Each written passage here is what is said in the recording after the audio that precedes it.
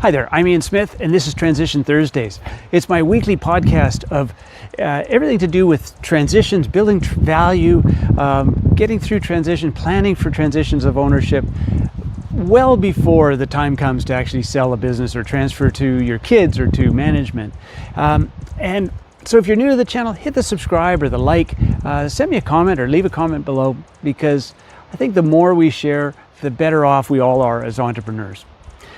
So today I'm going to talk about transferable value, and it's something I have talked about in the past, but I think this year, and particularly for Canadian business owners, this year I think it's a great time to really focus on building that transferable value, because the M&A market is going to be tough. There's going to be more back-end payment terms and things like that because of the uncertainty over what's going on geopolitically.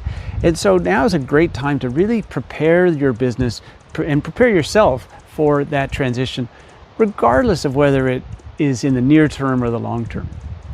So first of all, what is transferable value? That's kind of the number one question that people ask. I think the best way to start with what transferable value is to explain what it's not. What transferable value is not is probably what you would see in a typical valuation of your business, a very technical valuation. Just how much money you make, this is the cash flows, this is the budgets, this is some of the comps in the market of other transactions. That's a very technical, scientific kind of approach to valuations. But what transferable value is the value of your business if you're not in the business. And so think about what that means. In the worst case scenario, you win the lottery. I like that better rather than being hit by a bus. But you win the lottery, you move to the Maldives, and you leave the business to the management team and see what happens. If somebody buys that business and you've been a very integral part of its success, the business will not be worth nearly what it was while you were there in the owner's chair. So transferable value is the value of the business without the owner present. And why does that matter? It matters because if you are the integral part of the business, buyers of your business are not going to pay nearly the same amount for the business, because there's not just the business risk, but there's also the relationship risk. And so when you're out of the business, those customers, those suppliers, those even the staff that have had these very strong relationships with you may not survive that transition, and therefore the business may not be as valuable.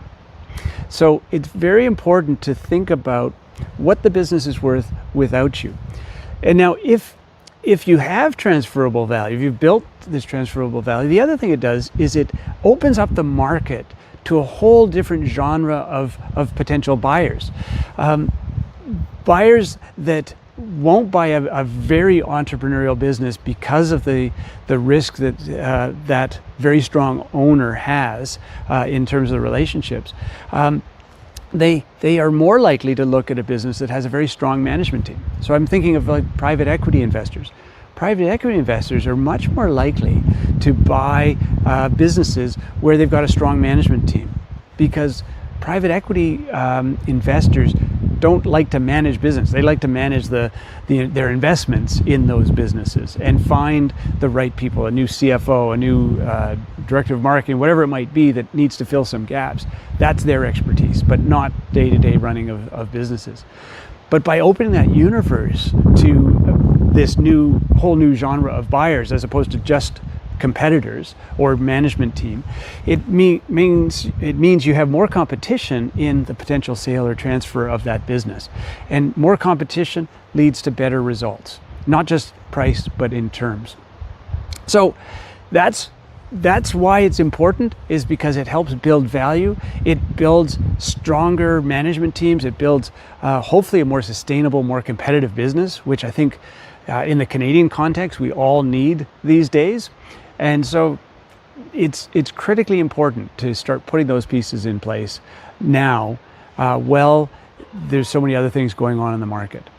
What we'll talk about next week is 3 things that you can do to improve your transferable value. So that's the next big piece. Now that you know a little bit about what transferable value is, we're going to talk about what you can do to dramatically improve the value of the business. And I'll use a case study of an example, a recent example of a business we sold where we were able to help in the owner to think about what that meant and to put those pieces in place to generate absolutely fantastic results for them and their family, and for the management team as well. The management team did very well by the transition of ownership to new owners. So with that, I'll say goodbye. I hope you have a great week, and I will see you next week. But as I said before, leave a comment, subscribe, connect with me on LinkedIn, send me an email. Love to hear from you.